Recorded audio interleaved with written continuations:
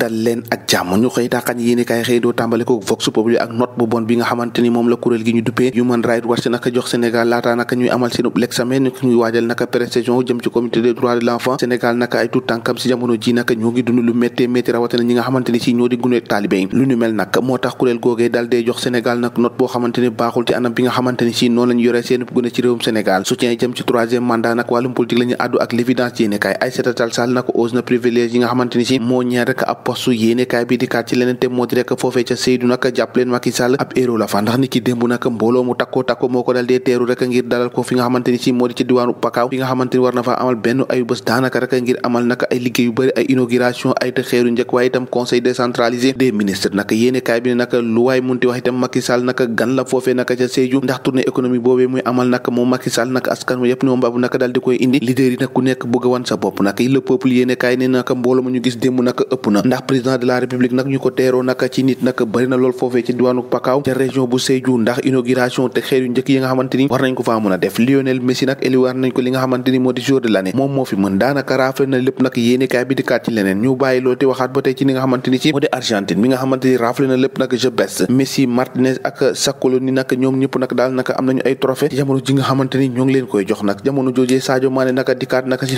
pelouse bi ñëwaat nag ak dellu boo xamante ni ñu bëri yàkkamti woon nañ ko Sadio Mané gannaaw nag ba mu tëddee daanaka ñetti weer yoo xamante ni si moo nga ci l'hôpital di faju gannaaw ay gaañu wax ba tey ci wàllum làmb ak suñu làmb yéene kaay Sa Thiès Reug Reug nag 14 victoire ku nekk am na ko ana kan si ñoom ñaar rek mooy am 15e victoire bi laaj la woo xamante ni suñu làmb yéene kaay xëy na koo fësal Sa Thiès 16 combats 14 victoire 2 défaites Reug Reug nag 16 combats 14 victoire ñaar ñoo xamante ni amuñu verdict sal ba nee na nag lii nag mooy 50-50 dëgg li narta doon 50-50 Walfadjri yéene kaay xëy na koo fësal nag nee na Yewwi ak présidentielle yi ñu jëm nag le dessin secret des postulants yéene kaay bi nag daanaka ñu bëri nag ci ñoom nag ku nekk nag yaa ngi bëgg a doon candidat ndax loolu nag mënta doon ab laj boo xamante ni moo nekk seen biir nag ka bokk di Ousmane Sonko nee na nag moom le Sénégal tourné na page Macky Sall bu yàgg ab message la dal dee xaatim jagleel ko communauté internationale le mandat yéene kaay di kaat ba tey ci élection présidentielle yu 2024 yooyu maire bu Guédiawaye nag di Ahmed Aïdara moom nag ka muy jàppal tànk di Malick Gakou nataalam nag fës loolu nag la mu gis rek moo di Malick Gakou mi ne mënees naa doon président nag ci atum 2024 bi ñu jëm fa ñu jëm ñoom ñaar nag Mimi Bougane Sonko Khalifa Babacar Sall nag jàppaleen dañoo décider rek maanaam dëggu rek ngir fexe rek ba jëlee fi Macky Sall Karim Khalifa Sall ak Sonko nag ñoom ñu ngi xeex ngir seen survie politique ndax la ñu gis Macky Sall di doxale boo moytu nag mun na leen a faagaagal ana lan moo tax Macky Sall favorable ci li nga xamante ni si moo di amnistie yu Karim Wade ak Khalifa Sall ci jamono jooju Mimi Touré ak Bougane Gueye moom ñoo ngi amal boole seen doole ngir rek fexe ba Macky Sall waxum troisième mandat moom du ko fi waxe l'observateur la mu xëy wax rek moo di Ramadan maanaam weeru koor gi ak denrée de base yi nag forte tension boo xamante ni si moo am sur le marché ndax si jamono ji nag grand écart bi ñu wax rek ci état bi li mu fixé woon ci ay njëg nag ak li nga xamante ni si moom la ñuy dal dee jaay si marché yi loolu nag jafe-jafe la boo xamante ni si consommateurs yi ñoo ngi koy dund ay inventaire jëm si stock riz nag ak huile sucre nag oignon ki nga xamante ni si moo di consommateurs yi jamono ji sonn nañ lool ba tax na rek ki nga xamante ni mooy chef du service régional bu commerce bu Dakar nag moo ngi joxe nag ay li nga xamante ni si maanaam moo ngi dalee xelal askan wi rek di xamle nag mbir mi moom du am benn jafe-jafe ci weeru koor gi nga jëm nga xamante ni daanaka lañuy jëfandikoo ci denrée de première nécessité dafay bari lool lu mu ci doon nu nag ñoo ko déggandoo jàngeen jëf ba ëllëg